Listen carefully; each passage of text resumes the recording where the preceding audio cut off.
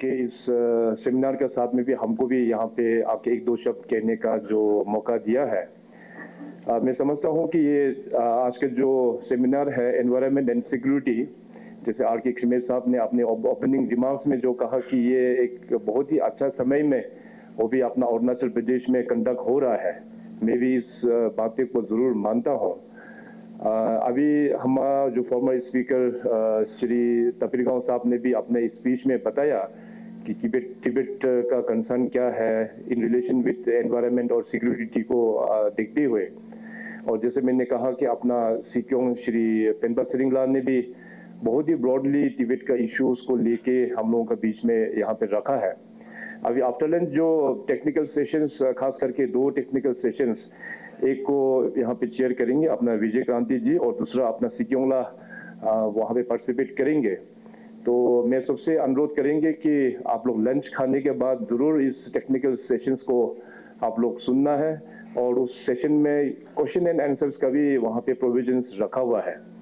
तो मन में काफ़ी सारा सवाल होंगे, काफ़ी सारा कंफ्यूजन होगा, बहुत सारा चीज़ में आप लोगों को क्लैरिटी चाहिए होगा। तो आज ये सही प्लेटफॉर्म है, जो भी तिब्बत इश्यूज में तिब्बत कॉज के लिए जो भी प्रश्न है आप लोग यहाँ पे रख सकते हैं।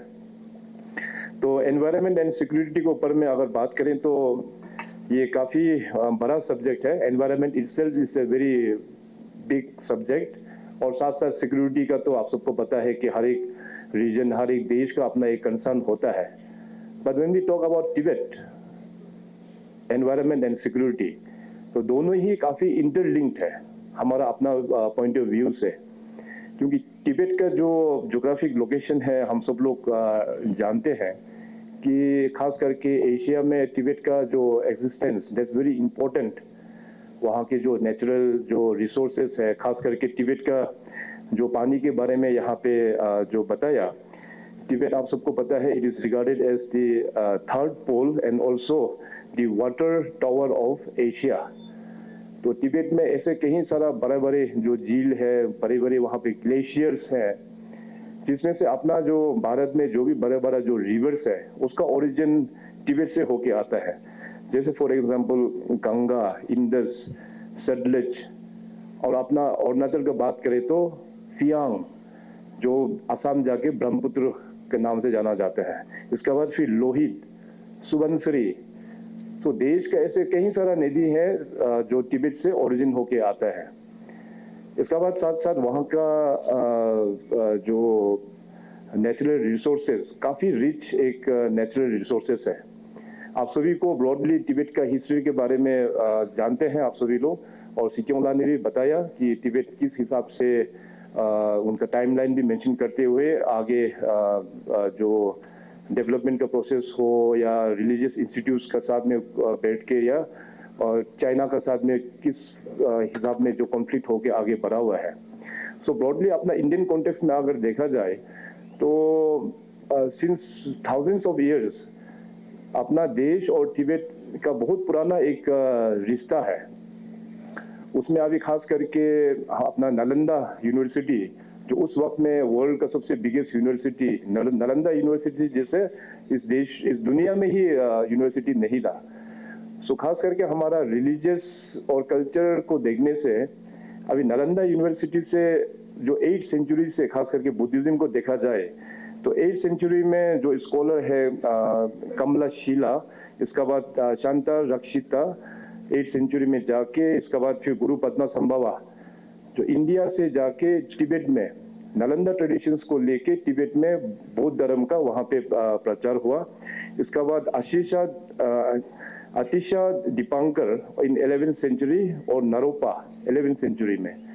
तो अब सिक्योंगला ने भी जो बताया कि आज का जो तिब्बतन जो स्क्रिप्ट है और अपना ये उसको बोधी भी कह सकता है, तिब्बतन स्क्रिप्ट दोनों सेम ही है, वो भी अपना इंडिया में ही यहीं से ही तो लेके गया हुआ है। तो बाद में तो पता है, आप सभी को पता है कि नालंदा में मुस्लिम लोगों का देश में जो उन लोगों का रूल जब हुआ तो नालंदा यूनिवर्सिटी को पूरा जला दिया। और नालंदा यूनिवर्सिटी इतना बड़ा कैंपस था, लोग कहते हैं कि उसको आग बुझते करीबन 6 महीना लग गया। तो आप सोचिए कि नालंदा यूनिवर्सिटी में उस वक्त में जो वॉल्यूम्स ऑफ टेक्स्ट, इतना सारा वॉल्यूम्स था होगा, वो करीबन 6 महीना तक आग नहीं बुझा। तो जो भी हो, उससे पहले अभी ये जो स्कॉलर्स लोग हैं वहाँ से जो बुद्धिज्म को लेके तिब्बत में जाके, अभी आज देखिए इंडियन कॉन्टेक्स्ट में वही बुद्धिज्म जो है तिब्बत से आके हमारा पूरा हिमालयन बेल्ट, लद्दाख से लेके उत्तराखंड, हिमाचल प्रदेश, सिक्किम और अरुणाचल प्रदेश, जितनी भी जो हमारा नॉर्दर्न जो बॉर्डर्स है, वहाँ में हम लोग जो बुद्धिज्म जो प्रैक्टिस करते हैं वो हमारा नालंदा ट्रेडिशन का बुद्धिज्म है। अभी उस वक्त में ये जो स्कॉलर जिनका नाम हमने जो बताया, मान लीजिए कि उस वक्त में अगर इस ट्रेडिशंस को, नालंदा ट्रेडिशंस को अगर तिब्बत में लेके वो लोग नहीं गया होता, या उस वक्त में जो वहाँ पे जो अपना जो राजा था सोमसेन गोम्बो, वो उन लोगों को इनवाइट नहीं करता, तो आज हम लोगों का ये बुद्धिज्म जो हिमालयन बुद्धिज्म जो है वो एग्जिस्टेंस ही नहीं होना था। तो आज वही हिज होलीनेस 14 दलाई लामा भी वही बोलता है कि तिब्बत जो है एक शिष्य है एंड भारत जो है गुरु है, क्योंकि हम लोगों का ट्रेडिशन भारत से गया हुआ ट्रेडिशन है। तो 1950s में जो चाइना ने तिब्बत के ऊपर में अटैक करना शुरू किया, इसका बाद हिज होलीनेस 14 दलाई लामा का जो एग्जाइल हुआ 1959 में, तो उसमें आप सबको पता है कि तवांग का रूट होते हुए तेजपुर होके, इसका बाद जैसे अपना सिक्योला ने जो बताया, सो उस वक्त में हिज होलीनेस 14 दलाई लामा का काफ़ी सारा कंट्रीब्यूशन है कि हमारा जो तिब्बतन बुद्धिज्म या हिमालयन बुद्धिज्म जो भी अपना उनका साथ में जो भी उस तिब्बत में बड़ा बड़ा जो मोनास्ट्रीज जो हुआ करता था, उसको साथ में यहाँ पे अपना एक बड़ा विजन रखते हुए भारत सरकार के साथ में बात करके, खास करके कर्नाटका और अपना हिमाचल उत्तराखंड साइड में ऐसे बहुत सारा मोनास्ट्रीज वो लोग ने बनाया हुआ है due to the blessings of his holiness. खास करके कर्नाटका, वहाँ मैसूर एरिया में कई सारा मोनास्ट्रीज है, वहाँ पे अपना बुद्धिज्म में खास करके बड़ा 4 सेक्ट का जो है निंगमा, केग्यू, साक्या और गेलुक ट्रेडिशन, तो वहाँ पे कई सारा बड़ा बड़ा मोनास्ट्रीज वहाँ देखने को मिलेगा। और जो तिब्बत और अरुणाचल का खास करके हम लोग जो बताते हैं, आप सबको पता है कि आप सब लोग ये भी हैं, आप सब लोग तवांग मोनास्ट्री में, तो तवांग मोनास्ट्री जो है 5th दलाई लामा का टाइम में वो उसको बनाया गया। तो 5th दलाई लामा का टाइम में उन्होंने 5th दलाई लामा ने इंस्ट्रक्शन दिया था कि तवांग में एक मोनास्ट्री बनाना है, तब जाके गुरु रिम्पोचे जो मेरा लामा है, उन्होंने वहाँ पे ये गोम्पा को 5th दलाई लामा का कहने पर वहाँ में बनाया है।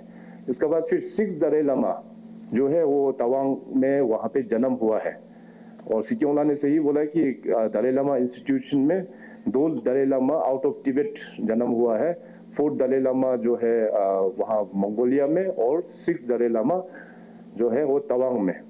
सो तब से लेके हम लोगों का बहुत ही स्पेशल रिलेशन तिब्बत के साथ में रहा।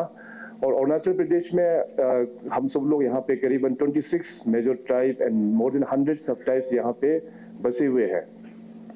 और बाकी का ट्राइब्स का भी अगर हम लोग बात करें, जैसे हमारा मोनपा ट्राइब तवांग वेस्ट कामेंग में है, सो अभी का टाइम में भी अगर तिब्बत में देखा जाए तो हमारा मोनपा ट्राइब तिब्बत में भी वहाँ पे बसे हुए हैं। इसके बाद फिर हमारा मेम्बा भी अभी तिब्बत में भी कुछ पोर्शन है, खम्बा है, इसके बाद तागिन बहुत अच्छा नंबर्स में वहाँ पे तागिन है, वॉकर्स लोग है। और ईस्टर्न अरुणाचल में जाके देखेंगे तो अपना मिशमी और मेयर ट्राइब भी तिब्बत में अच्छा नंबर में वहाँ पे प्रेजेंस है। सो इसका हिस्ट्री आप सबको पता है कि पहले तो कंट्री का कॉन्सेप्ट उतना नहीं था, पहले तो अपना प्रिंसली किंगडम राजा के ऊपर ही अपना छोटा छोटा टेरिटरी होके ही दुनिया इस ऐसे ही चलता था। तो गवर्नेंस का धीरे धीरे जो पूरा दुनिया गवर्नेंस में जो होना शुरू हुआ, और अपना कंट्री में भी जैसे टपीरगांव साहब ने जैसे बताया कि मुगल्स लोग ने 300-400 साल यहाँ रूल किया, इसके बाद में ब्रिटिश आया, ब्रिटिश ने करीबन 200-300 साल यहाँ रूल किया। सो 1914 उस वक्त में हम सब तिब्बत हम सब भारत जो है ब्रिटिश इंडिया का अंडर में था 1914 में। सो 1914 में जो मैकमोहन लाइन का रिकॉग्निशन जो है 1914 में हुआ है। तो उस वक्त में Tibet was an independent country, Tibet जो है एक आजाद एक कंट्री था। तो उस वक्त में ब्रिटिश इंडिया ने चाहा कि क्योंकि तिब्बत का एग्जिस्टेंस इंडिया के लिए भी इम्पोर्टेंस है, तो उसका बॉर्डर प्रॉब्लम को सोल्व करना ये इम्पोर्टेंट है। तो उस वक्त में जो अपना हेनरी मैकमोहन जो ब्रिटिश इंडिया का फॉरेन सेक्रेटरी हुआ करता था, तो 1914 में शिमला में तिब्बतन गवर्नमेंट का रिप्रेजेंटेटिव को बुलाया। उस वक्त में पल्जर दोरजी शात्रा तो लोचिन था, तो वो तिब्बत गवर्नमेंट का रिप्रेजेंटेटिव होके आया और अपना ब्रिटिश इंडिया का जो रिप्रेजेंटेटिव हेनरी मैकमोहन खुद ही था वहाँ पे। तो वहाँ पे हस्ताक्षर हुआ है, सिग्नेचरी हुआ है, तब जाके हमारा मैकमोहन लाइन का रिकॉग्निशन हुआ है 1914। ये बहुत ही इम्पोर्टेंट है ये अपना हिस्ट्री में। सो उसको लेके अभी जैसे थोड़ा देर आप सबको पता है कि चाइना जो है हमेशा अरुणाचल को लेके क्लेम करते रहता है। जो भी यहाँ पे बड़े डिग्निटरीज आता है हमेशा चाइना जो है ऑब्जेक्शन क्लेम करते रहा है। सो हमारा सबका यही होना चाहिए कि 1914 जो ब्रिटिश इंडिया और तिब्बतन गवर्नमेंट का बीच में जो साइन हुआ है, उसी का आधार पर अरुणाचल प्रदेश का बाउंड्री लाइन ड्रॉ हुआ है। यहाँ से इंडिया में है और वहाँ से तिब्बत में है। मैं 2017 को मैं अपने टेन्योर में जो मैं हिज होलीनेस को मैं अरुणाचल प्रदेश में इनवाइट करके लेके आया, तो वहाँ में मीडिया में काफ़ी चर्चा हुआ। चाइनीज ने काफ़ी स्ट्रॉन्ग ऑब्जेक्शन उन लोग ने किया है कि हिज होलीनेस को यहाँ नहीं आना है बोल के। तो मैंने कहा कि सबसे पहली बात तो है कि इंडिया चाइना का साथ में हम लोग बॉर्डर शेयर नहीं करता है।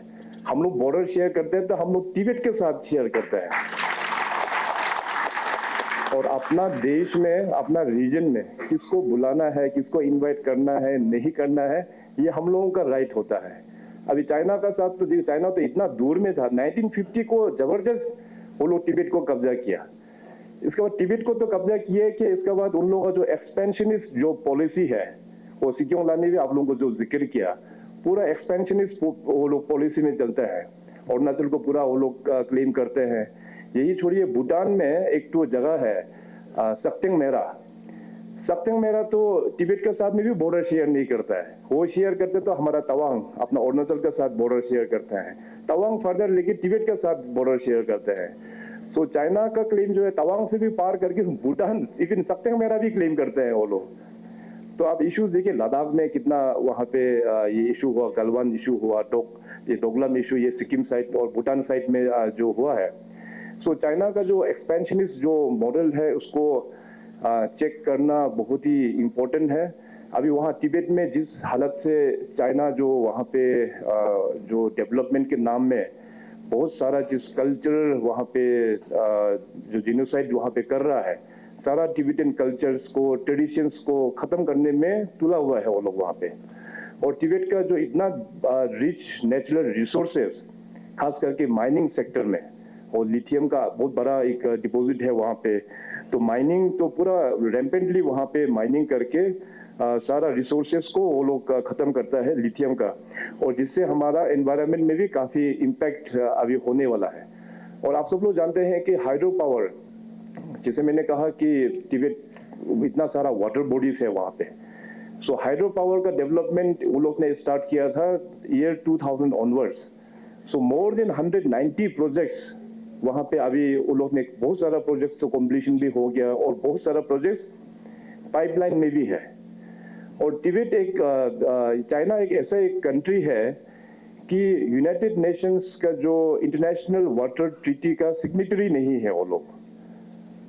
तो उसमें अगर सिग्नेटरी होता तो उसका डाउन स्ट्रीम में, जैसे अभी हम लोगों का अरुणाचल, आसाम हो गया, इंडिया हो गया ब्रॉडली, सो हम लोग उसको ऑब्जेक्ट करके हम लोगों का मिनिमम रिवर्स को जीवित रखने के लिए जो पानी चाहिए, जो परसेंटेज चाहिए, वो हम लोग मांग सकते हैं। Since China is not in signatory of United Nations water treaty, उसको कुछ बाइंडिंग नहीं है, इसलिए वो रैम्पेंटली अपना एनर्जी को ड्रॉ करने के लिए वहां से पावर निकल के चाइना में बेचने के लिए। और अभी जो रिसेंट जो ये जो मेडोक काउंटी जो अरुणाचल का बॉर्डर में जो उन लोगों का जो काउंटी है, उसको मेडोक काउंटी कहते हैं। सो मेडोक काउंटी में उन लोग ने सबसे बड़ा हाइड्रो पावर अराउंड 60,000 मेगावाट उसको बनाएंगे, और इन लोगों का 5 ईयर प्लान में ये पास भी हो चुका है। So this is a very concern matter not only for the people of Arunachal, पूरा कंट्री के लिए और पूरा दुनिया के लिए ये बहुत चिंता का एक विषय है। ठीक है, हाइड्रो पावर जनरेशन के लिए हम लोग समझते हैं 1000 मेगावाट, 2000 मेगावाट, 3000 मेगावाट उतना तक समझ में आता है, मगर 60,000 मेगावाट आप सोचिए कितना मैसिव स्ट्रक्चर होगा, कितना बड़ा होगा। अभी वो लोग तो पानी को भी इवन वहां से डाइवर्ट करके कुछ दूसरा रीजन में भी लेके जाने का भी वो लोग प्लानिंग चल रहा है। सो अभी देखिए दुनिया जिस प्रकार से भगवान ने जो बनाया है नेचुरल रिसोर्सेस, उसको नेचर को रेस्पेक्ट करना भी we as an human being हम लोग का भी रिस्पॉन्सिबिलिटी होता है। कुछ हद तक जितना चाहिए उतना ही हम लोगों को नेचर रिसोर्सेस को यूज करना है। उससे ज्यादा आप जबरदस्त करेंगे तो दुनिया वैसे भी पोल्यूशन से, सब एनवायरनमेंट पोल्यूशन से लेके सब हालत खराब है, ग्लोबल जो वार्मिंग से भी लोग परेशान है। सो इस प्रकार का मैसिव जो आप नेचर को छेड़छाड़ करेगा तो डायरेक्टली हमारा मदर अर्थ को डैमेज होगा। सो ये काफी लोगों का एक कंसर्न है। सो एनवायरनमेंट में तो थ्रेट है ही है, प्लस ह्यूमन लाइफ में।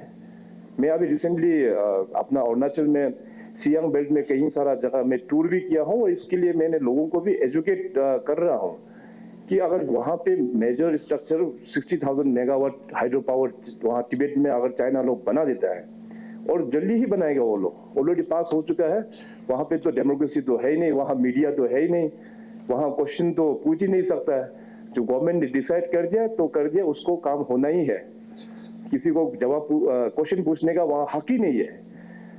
तो जो वहाँ बनने के बाद अपना सियांग बेल्ट, सियांग नदी 80% पानी पूरा सूख जाएगा। इसके बाद फिर वार लाइक सिचुएशन। अभी हम लोग तो वार तो कभी नहीं चाहते क्योंकि अपना देश भारत जो है हमेशा एक पीसफुल एक कंट्री रहा है, हमेशा नॉन वायलेंस को ही हम लोग प्रमोट करते हैं। मगर जो अभी दुनिया का हालत ऐसे है कि हर एक जगह कुछ ना कुछ कंट्रीज के बीच में वार होते रहता है। सो बाद में जाके ऐसे एक स्थिति भी आ सकता है कि वार लाइक सिचुएशन में अगर वो लोग वहां से पानी को छोड़ देगा तो आप सोचिए कि पूरा हमारा सियांग बेल्ट, वहां का लोगों का जिंदगी पूरा नष्ट। असम जो ब्रह्मपुत्र एरिया है पूरा वहां का डिस्ट्रॉय करके टिल बांग्लादेश, ये इफेक्ट जो टिल बांग्लादेश होकर जाएगा। लाखों लोगों का जान जो है गवाएंगे उसमें। प्रॉपर्टी तो चलो कोई बात नहीं, लेकिन लाखों लोगों का ह्यूमन लॉस होगा, वहां पे लाइफ लॉस होगा। तो ये बहुत कंसर्न एक एरिया है हम लोगों को। आई थिंक इस फोरम से अभी इंटेलेक्चुअल्स भी काफी यहाँ पे आए हुए हैं, जरूर आप लोग इसमें चर्चा करेंगे। और साथ में आज सिक्योंग पेम्पा सिरिंगला है और अपना उनका पूरा सीटीए का टीम भी है। तो मैं सिक्योंग पेम्पा सिरिंग को भी हम कॉन्ग्रेचुलेट करेंगे कि इनका लास्ट जो विजिट हुआ वहाँ यूनाइटेड स्टेट्स में, तो वहाँ पे यूनाइटेड स्टेट्स का जो पार्लियामेंट है उसको कांग्रेस कहते हैं, सीनेट एंड हाउस तो दो है वहाँ पे, तो जॉइंटली कांग्रेस कहते हैं। तो वहाँ पे यूनाइटेड नेशंस ने ऑलरेडी पास कर दिया कि रिजोल्व तिब्बत एक्ट उन लोगों ने वहाँ पे एडॉप्ट करके पास कर दिया है। अभी I agree with Sikyong Penpa सिरिंगला जो कहा था कि चाइना जो ड्रैगन जो है आज इतना पावरफुल कैसे हुआ, तो उस जमाने में अमेरिका का कारण से ही हुआ है। तो शायद अभी उसको अमेरिका जो है अभी रिपेंट कर रहा है, इसलिए अभी वो लोग कुछ करने का फॉर्मूला ढूंढ के पिछले साल ही ये रिजोल्व तिब्बत एक्ट को वहाँ पे रेजोल्यूशंस में पास करके, एंड आई होप अभी नया एडमिनिस्ट्रेशन वहाँ पे यूएस में आ गया है।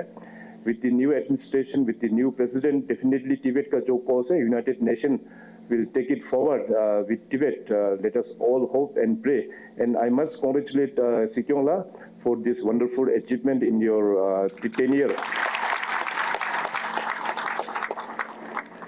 यहाँ अरुणाचल प्रदेश में हिज होलीनेस 1959 में एग्जाइल होने के बाद में उनके साथ में कई सारा तिब्बत के लोग वहाँ से आए, और सिक्योंगला ने जैसे कहा कि पूरे भारतवर्ष में बहुत सारा सेटलमेंट एरिया इस देश में दिए हुए हैं, और अरुणाचल प्रदेश में 3 जगह तिब्बतन सेटलमेंट है, अपना तेंजिंगांग, मेओ और तेजू एरिया में। तो इसलिए मैं आज सीवीओस का भी यहाँ पे आए हुए हैं, एआईटीएफ और बाकी सीनियर लीडर्स लोग भी यहाँ पे है। तो जो तिब्बतन्स का जो बात आता है in context to Arunachal Pradesh, मैं समझता हूँ कि इसको हमेशा एक सही इंफॉर्मेशन, सही नॉलेज नहीं होने का कारण से एक अलग तरीका से ही इसको देख रहा है टिबेटियंस को बाकी जो रिफ्यूजीज है चकमा हाजोंग या बाकी जो भी रिफ्यूजीज है बांग्लादेशी उन लोगों के साथ में टैग कर देता है। ठीक है, Tibetans are refugees that we agree.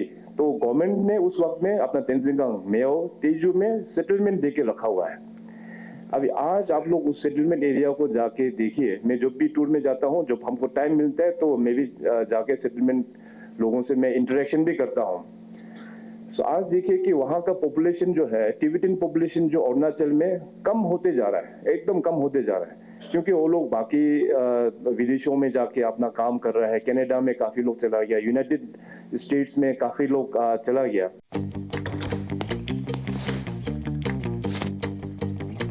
Eats, the fastest online food delivery service of Arunachal. Download the app now. और अपना टिबेटियन जो रिफ्यूजीज है दे आर वेरी डिसिप्लिन्ड। उल्टा हम लोगों का अरुणाचली टिबेटियंस जो वहाँ पे सेटलमेंट एरिया में जाके वी शुड लर्न। आप लोग फॉर एग्जाम्पल मेओ में जो सबसे बड़ा सेटलमेंट एरिया है, मेओ में जाके ये टीआर कैंप में जाके देखिए कि वहाँ किस प्रकार से वहाँ के लेडीज लोग हैं, वहाँ के जो जवान लोग हैं, किस प्रकार से वो लोग काम करते हैं वहाँ पे। उन लोगों का टेक्सटाइल्स को देखिए, उन लोगों का कारपेट को देखिए, इतना बढ़िया है। आज अरुणाचल में या बाहर में जितने भी जो है पूरा मेओ का कारपेट इज सो फेमस। और मेओ का कारपेट के कारण से हम लोगों का जीआई टैग भी मिला हुआ है, अरुणाचल कारपेट बोल के। और मैंने जैसे कहा कि हमारा जो नॉर्दर्न बेल्ट में जो बुद्धिस्ट फॉलोवर्स है, आज टिबेटियंस के ही तो वजह से हमारा जो एज ओल्ड ट्रेडिशन बुद्धिज्म को हम लोगों को सीखने को मिल रहा है। कर्नाटका में आप लोग देखिए, वहाँ पे सेरा गंदन ड्रेबुंग, इसके बाद निंगमा मोनास्ट्री है, कयू मोनास्ट्री है, साक्या जो मोनास्ट्री है, वहाँ में आप लोग देखिए कि हमारा अरुणाचल प्रदेश के कितने ननरीज में पढ़ते हैं, कितने वहाँ में मोनास्ट्रीज में वहाँ पे पढ़ते हैं। Not only of Arunachal, across Himalayan belt, Sikkim, इसके बाद अपना लद्दाख, इसके बाद हिमाचल, उत्तराखंड, साथ ही साथ हमारा पड़ोसी मुल्क नेपाल से भी है और हिमालयन बेल्ट अपना भूटान से भी है। सो एंटायर हिमालयन बेल्ट का पूरे पॉपुलेशन जो है वहाँ पे बुद्धिस्ट का जो पढ़ाई करता है, लामास लोग। आज वहाँ पे कर्नाटका में भी या अन्य जो राज्य में जो बड़ा बड़ा मोनास्ट्रीज है, वहाँ में भी टिबेटियन लामास का संख्या कम हो गया है, क्योंकि अभी टिबेट से अभी आदमी यहाँ आना भी तो मुश्किल हो गया है, इसलिए वो लोग वहाँ से आ नहीं पा रहा है। इसलिए अभी जो लोग पहले जो था वो लोग सीनियर हो गया, अभी कई लोग तो गुजर भी गया, और जो लोग है वो लोग अभी फॉरेन कंट्रीज में चला गया। सो इसलिए मैक्सिमम मोनास्ट्रीज में पूरा अपना हिमालयन बेल्ट का ही लोग है, पूरा अपना इंडियंस लोग ही है वहाँ पे, और उसका अंदर में भी सबसे ज्यादा अपना अरुणाचल प्रदेश का है वहाँ पे। सो टिबेटियंस को बाकी जो रिफ्यूजीज के साथ में अगर हम लोग कंपेयर करेंगे, दैट्स अ मिस्टेक। मैं हमेशा बोलता हूँ, ये सदन में भी मैंने बोला था, असेंबली में, in the floor of the house में भी, बाकी रिफ्यूजीज लोग क्या होता है, जैसे फॉर एग्जांपल चकमा को भी सेटलमेंट उस वक्त में भारत सरकार ने हमारा ईस्टर्न अरुणाचल में करवाया था, same in pattern with Tibetan refugees को। उन लोगों को भी एरिया आइडेंटिफाई करके दिया हुआ है। मगर आज के दिन में देखिए नंबर कहां से कहां पहुंच गया। उन लोगों का सेटलमेंट एरिया में तो कुछ नेचर के कारण से इरोजन भी जरूर हुआ है, मगर आज वो देखिए पूरा नमदफा एरिया में स्प्रेड हो गया, जहां तहां स्प्रेड हो गया, मोर देन लैक्स। अभी लोग तो कहते हैं कि 2 लाख से भी ज्यादा पॉपुलेशन वहां इन्फ्लक्स हो गया। हम लोग बातें नहीं कर रहे हैं, मगर think about the Bangladeshi refugees. अभी मैं बहुत जल्दी सरकार लेवल में इसका मैं रिव्यू ले रहा हूँ, और ILP सिस्टम को भी, इनर लाइन परमिट सिस्टम को भी मैं टेक्नोलॉजी के साथ में जोड़ के और भी उसको हम रोबस्ट बना रहा है। हम लोगों का हमेशा फोकस जो है चकमा, हाजोंग, टिबेटियन, एक्चुअली जो वहां से जो इन्फ्लक्स होके आता है बांग्लादेशी मुस्लिम्स लोग यहाँ में कितना नंबर्स में आके बैठा हुआ है, आप लोगों को शायद अंदाज भी नहीं होगा। तो उसके लिए भी हम काम कर रहे हैं। तो इसलिए कहने का मतलब ये है कि टिबेटियन जो रेफ्यूजीज जो लोग हैं, दे आर वेरी डिसिप्लिन। यहाँ में बाकी जो बाहर से जो रिफ्यूजीज का साथ में तुलना हम लोगों को नहीं करना चाहिए। And we should emotionally be part with Tibet, कि हम लोग भी हमेशा प्रार्थना करना चाहिए, और हम लोग भी यही एक विजन रख के जाना चाहिए कि एक ना एक दिन तिब्बत जो है एक ऑटोनोमस के रूप में हो या आज़ादी के रूप में हो, बहुत ही जल्द उन लोगों को मिल जाए। क्योंकि तिब्बत का जो ज्योग्राफिक जो पोजीशनिंग है भारत के लिए इज वेरी इंपॉर्टेंट। जब तक तिब्बत का इश्यूज को रिजॉल्व नहीं होगा, चाइना और इंडिया का रिलेशन को भी अच्छा नहीं होगा, ये आप लोग मान के चलिए। तिब्बत का जो प्रॉब्लम रिजॉल्व होगा तब जाके Tibet will be an buffer. तो उसमें क्या होगा कि चाइना इस लोगों का डायरेक्ट इंटरफेरेंस भी नहीं होगा। सो इंडिया और तिब्बत का रिलेशंस को आगे आगे बढ़ाना है। Both the countries should think how to resolve the Tibet issue. जब तक तिब्बत का इशू रिजॉल्व नहीं होगा, दोनों कंट्रीज, हमें तो नहीं लगता कि ये एक अच्छा रिलेशंस में लेके आ पाएगा। Because frankly we don't border with China, we border with Tibet only. तो इसलिए तिब्बत को रिजॉल्व करना ये बहुत ही इम्पोर्टेंट है। सो इतना कहते हुए, वैसे कहने के लिए तो काफी लंबा चौड़ा है, मगर मैं उतना टाइम नहीं लूंगा क्योंकि टेक्निकल सेशंस में ही हम सब लोग पार्टिसिपेट करेंगे। और मैं अनुरोध करेंगे आप सभी लोग कि अभी जिस प्रकार से आप लोग यहाँ पे इनॉग्रेल सेशन में बैठा है, technical session is more important. Inaugural तो is just an formal part only, तो फॉर्मल पार्ट तो अभी खत्म हो जाएंगे लंच खाने के बाद। इसके बाद मैं फिर अनुरोध करेंगे कि बाहर में छोटा सा अपना जो टिबेटन सपोर्ट ग्रुप है, स्टूडेंट्स लोग ने एक यहाँ पे कुछ ब्रोचर्स भी दिया हुआ है, कुछ किताब भी है, उसको जरूर लेके आप लोग पढ़िए। और एग्जीबिशन भी रखा हुआ है कि एंशियंट टाइम से तिब्बत और इंडिया का क्या रिलेशन रहा है, कल्चरली, रिलीजियसली, पॉलिटिकली, सब वहाँ पे दिया हुआ है लंच के साथ साथ। उसको भी आप लोग जरूर देख के, इसके बाद टेक्निकल सेशंस में आप लोग एक्टिवली पार्टिसिपेट कीजिएगा। With this my best wishes to all of you. और एक बार फिर अपना सिक्योंग पेम्पा सिरिंगला, उनका पूरा टीम को मैं धन्यवाद देता हूं यहाँ आने के लिए। और हिमालयन सुरक्षा मंच जिसका माध्यम से आज ये प्रोग्राम आयोजन हो रहा है, आप सभी को बहुत बहुत धन्यवाद। जय हिंद, जय अरुणाचल, जय तिब्बत, जय भारत।